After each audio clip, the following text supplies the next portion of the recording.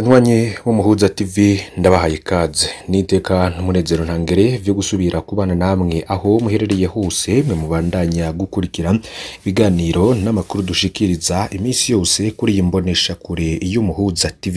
Niba ari ubwa mbere utwumvirije ndaguhaye ikaze ni uronkera amakuru atandukanye bavugwa mu bisata vyinshi harimwo politike mu gateka kazi na muntu mu butungane inkuru zivugwa cane mu kibano vyatangajwe n'abategetsi batandukanye bivugwa cane mu mutekano bivugwa cane ku makuru aba yaragize ibinyegezwa. Hari byinshi rero tubatoreza twifashishije amasoko yacu ari irya nino mu bice bitandukanye no mu nzego zigize ubuyobozi bw'igihugu c'u Burundi. Ndagusaba rero kugira ngo naya nayo ntaze kugucikwa, turaza kwibanda muri politiki hamwe n'ubutungane, tuze kugera mu gisata kirabana n'ingenzi, turaza kugira kandi ku migendere y'u Burundi n'amakungu ndetse n'izindi nkuru zigiye zitandukanye nkuko twabibateguriye.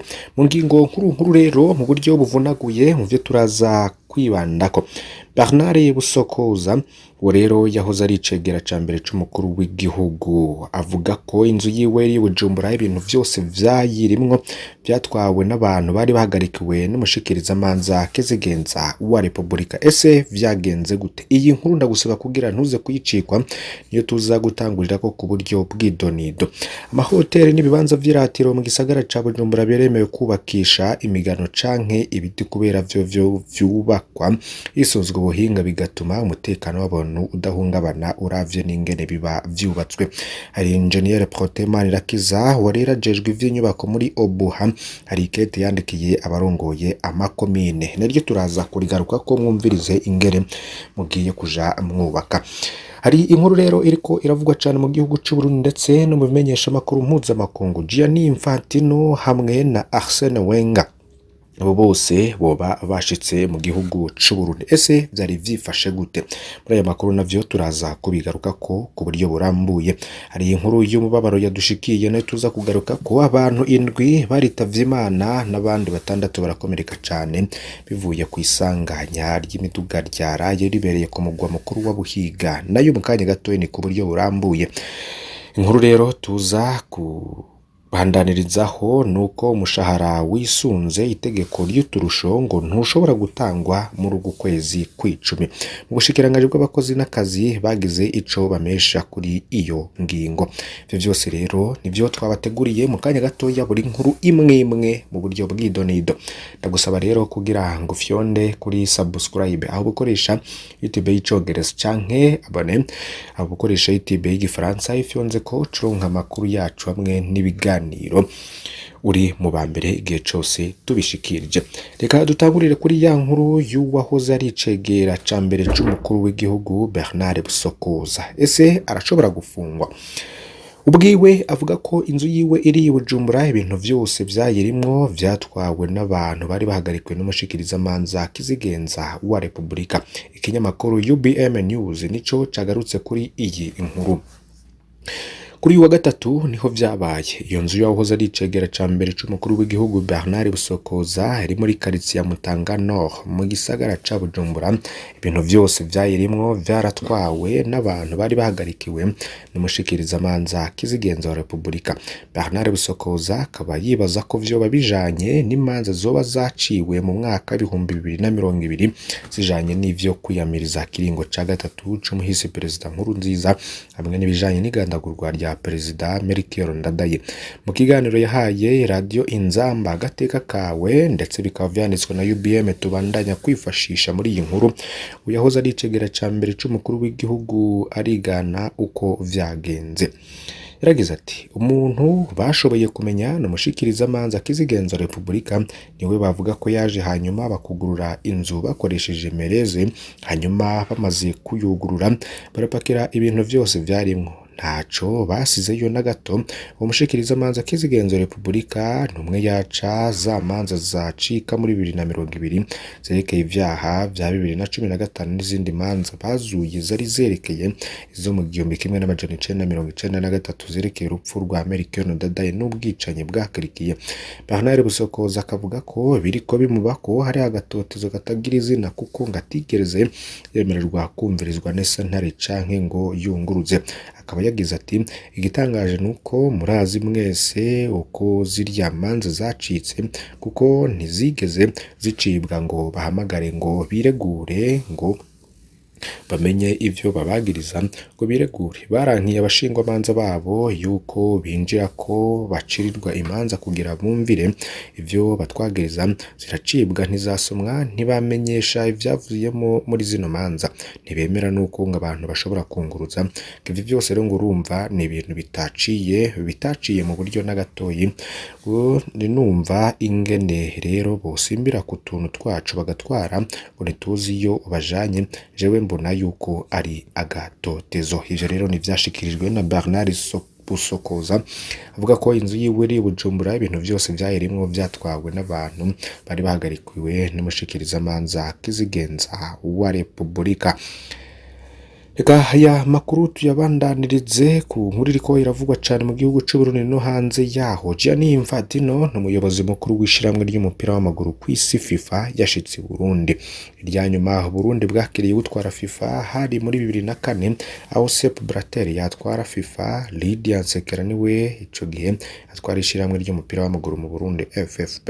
Umukuru wa FIFA ntiyagendeye Burundi wenyene, yerekejwe na bamwe mu bo bafashanya kuyobora FIFA. Twovuga nka Arsene Wenger atwara igisata kijejwe guteza imbere umupira w'amaguru ku isi, yamenyekanye nk'umumenyereza akomeye w'ikipe ya Arsenal. Ari Pierluigi Collina atwara igisata c'abahagarikizi ku isi yose, uyu nawe akaba ari mu bahagarikizi bakera, yahagarikiye n'urukino rwa nyuma rw'igikombe c'isi yose muri 2002. Uwundi yaje yari Yuri Jokaev atwara Fondation FIFA, yafashije gutwara igikombe c'isi yose akenera Ufaransa mu 1998. Iyi nkuru rero tukaza no kuyibagezaho mu yandi makuru turaza kubagezaho, tubabwire vyinshi vyabaye dore ko bashitse mu gihugu c'u Burundi ndetse ibikorwa bikaba vyatanguye. Ni inkuru rero turaza kugaruka ko ku buryo burambuye mu yandi makuru tuza gushikiriza kuri imbonesha kure.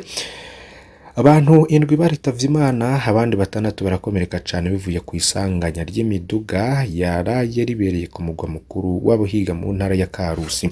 Makuru ava muri ako karere avuga ko ikamyo yari ivuye muri Tanzania yagonze iyi Toyota yariko irunguruza abanyagihugu bavuye ku maziko. Bapfu rero baciye bajanwa mu buruhukiro, bakomeretse nabo bajanwa mu bitaro. Ni inkuru yanditswe na BNP Media. Umushahara wisunze itegeko ry'uturusho ntushobora gutangwa muri uku kwezi kw'icumi. Umushikiranganji w'abakozi n'akazi menyesha ko umushahara wisunze itegeko ry'uturusho dutangwa mu mwaka ku mwaka utazoboneka muri kuno kwezi kw'icumi uno mwaka 2023. Venuste Muyabaga haramutswa ubwo bushikiranganji asigura ko bimwe mu bituma utwo turusho tutazoboneka ari utunenge twabaye mu bisata bitandukanye, harimo n'ituzwa ry'abakozi ku rugero rumwe nk'uko mengo abakozi bafise amanota amwe mu vyerekeye ingene bakora no kwiyongeza imishahara kudasiguritse mu bisata bimwe bimwe.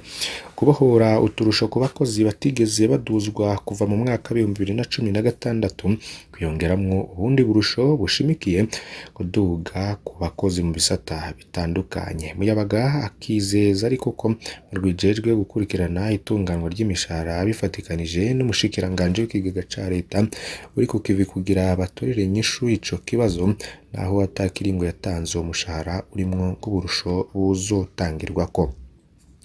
Rero yabivugiye mu kiganiro agiranye n'abamenyesha makuru kuri uyu wa gatanu igenekezo ya 20 ukwezi kw'icumi uno mwaka 2023. Hari yindi nkuru rero twashikirije, amahoteli n'ibibanza vy'iratiro mu gisagara ca Bujumbura biremerewe kubakisha imigano canke ibiti kubera vyovyo vyubakwa hisunzwe buhinga bigatuma umutekano w'abantu udahungabana ngo uravye n'ingene biba vyubatswe. Ivyo bishikirizwa na Engineer Proteman Rakiza jejwe vy'inyubako muri Obuha nyuma y'ikete yandikiye abarongoye amakoperative mu gisagara ca Bujumbura ryo kuwa 16 kwezi kw'icumi 2023 ribuza abanyagisagara kubakisha ibikoresho bidakomeye nk'amatafari adahiye, imigano n'ibiti. agira ati ni mu ntumbero yo gukingira abenegihugu amasanganya ashobora kwaduka kubera ivyo bikoresho nk'umuriro ushobora guhitana ibindi bintu canke abantu, imyuzurira. Abafise amazu ya kera nabo yubatse gutyo, abahinga bo muri Obuha ngo bazobegera babereke ivyo guhindura. Karangiza anamenyesha ko iyindi ntumbero y'iryo tegeko ari ukugira igisagara gise neza nk'uko imbonakazoza ya 2040 ishika 2060 y'Uburundi ibitegekanya. Se hari inzu ubona izokorwako n'ino ngingo? Gira ico ushikiriza muri commentaire. Mu gisata c'imibano, gutihanganirana mu vya politike ngo ni kimwe mu bituma haba amatati n'indyane. N'ishirahamwe rihamagarira abarundi guhindura ingendo kugira bashike kw'iterambere rirama parseme. Ribona ko amatati hamwe n'indyane mu Burundi akunda kuva kutihanganirana mu vya politike, gukumira abandi mu vy'itunganywa ry'igihugu, gutwaza umukazo no kubuza abantu gushikiriza ivyiyumviro vyabo. Faustin Ndikumana arongoye iryo shirahamwe akaba asaba leta gukoresha uburyo bwose kugira ntihabe indyane mu gihugu, zibaye naho habe n'uburyo bwo kuzitorera umuti. Faustin Ndikumana akamenyesha ko indyane zisubiza inyuma igihugu, aho atanga n'akarero k'indyane zo mu mwaka w'1993 zasubije inyuma ubutunzi bw'igihugu ku bice 33%, byatuma abarundi benshi baja mu bukene butagira izina. Urongoye Parsem akaba bishikirije mu gihe kuri uyu wa 20 Gitugutari umunsi mpuzamakungu hariwe gutatura amatati n'indyane bidaciye mu ngimba.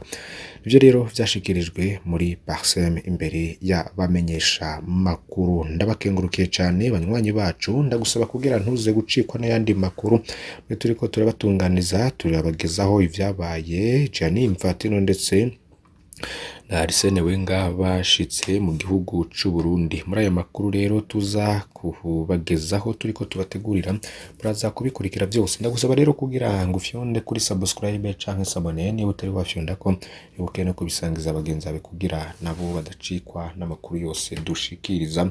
Aho uri hose rero ndagikukengurukiye, Imana ibahezagire.